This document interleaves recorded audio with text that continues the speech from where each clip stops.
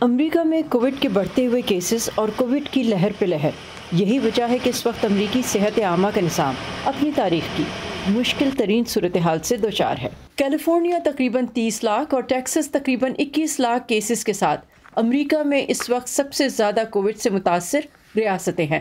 California میں اب تک تقریباً 35,000 اموات ہو چکی ہیں، جبکہ نیو یارک اس تیسری لہر میں تقریباً 12 لاکھ کیسز کے ساتھ امریکہ میں تیسرے نمبر پر ہے، جبکہ ٹیکساس، ایریزونا اور اوکلاہوما میں بھی صحت عامہ کا نظام کووڈ کے بوجھ تلے دب رہا ہے۔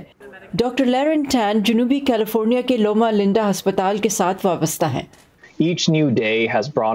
ہر نیا دن کووڈ سے متاثرہ مزید مریض لے کر آتا ہے۔ ہر نئے دن ہمارے آئی سی یو میں مزید ایسے مریض آتے ہیں جنہیں انتہائی نگہداشت کی ضرورت ہوتی ہے اور جو زیادہ تر انتہائی تکلیف میں ہوتے ہیں اور ان سے سانس نہیں لیا جا رہا ہوتا، تو انہیں انتہائی نگہداشت فراہم کرنی پڑتی ہے جو صرف آئی سی یو میں ہی ممکن ہے۔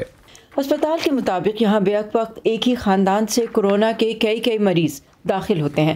صرف گزشتہ ہفتے ہی ریاست کیلیفورنیا میں 3,600 اموات ہوئی ہیں۔ یہ انتہائی ذہنی دباؤ کا سبب ہے جو آپ کو نچوڑ دیتا ہے۔ یہ آپ کی ذہنی اور جسمانی برداشت کا امتحان ہے۔ اس وقت کیلیفورنیا کے اکثر ہسپتالوں میں گنجائش سے زیادہ کووڈ مریض داخل ہیں، چاہے سرجری کا وارڈ ہو یا بچوں کا، ہر جگہ کووڈ کے مریض ہیں۔ جنوبی کیلیفورنیا کے اکثر ہسپتالوں نے اس وقت تمام سرجریز اور آپریشنز روکے ہوئے ہیں، اور کچھ ہسپتالوں نے اپنے پارکنگ لاٹس میں ضرورت کے تحت عارضی میڈیکل سہولتیں قائم کر رکھی ہیں۔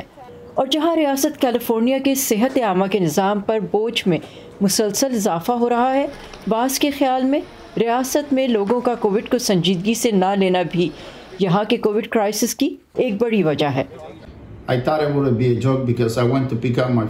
میں اسے مذاق سمجھتا تھا۔ میں اپنے دوست کو پک کرنے گیا جسے پہلے ہی کووڈ-19 تھا اور اس سے مجھے ہو گیا۔ میرا نہیں خیال تھا کہ یہ مجھے ایسے ہوگا جس طرح سے ہوا۔ سچی بات یہ ہے کہ میں نے سوچا نہیں تھا کہ میرا دوست مر جائے گا۔ تو پلیز گھر سے باہر نہ نکلے کیونکہ کووڈ-19 کوئی مذاق نہیں۔ کچھ علاقوں میں مریض کو ہسپتال پہنچانے کے لیے 8 سے 9 گھنٹے ایمبولینس کا انتظار کرنا پڑ رہا ہے۔ Can I have the tube? کچھ ماہرین کے خیال میں کیلیفورنیا کا نظام صحت کووڈ کے بوجھ تلے ٹوٹنے کے قریب ہے، لیکن یہ فکر صرف ریاست کیلیفورنیا میں نہیں بلکہ امریکہ بھر میں ہے، اور اس پر ماہرین کووڈ-19 کی چوتھی لہر کی پیش گوئی کر رہے ہیں۔ ان حالات میں صحت عامہ کے ماہرین جہاں ایک طرف لوگوں سے گھر پر رہنے کی التجا کر رہے ہیں، وہیں دوسری طرف لوگ کووڈ کے بارے میں مسلسل سنتے تھک گئے ہیں۔ اس کیفیت کو سائیکالوجسٹ نفسیاتی بے حسی کا نام دیتے ہیں، اور پبلک ہیلتھ پالیسی ایکسپرٹ لنسی لیننگر کہتی ہیں اس سے باہر نکلنا ضروری ہے۔ اس کا مطلب ہے کہ اگر آپ گاڑی کے حادثے کا شکار ہوتے ہیں تو آپ کو ہسپتال میں شاید بستر نہ ملے۔ یہ بحران ہے، اور در حقیقت کچھ جگہوں پر تو انہیں دیکھ بھال کے معیار پر نئے سرے سے غور کرنا پڑ رہا ہے۔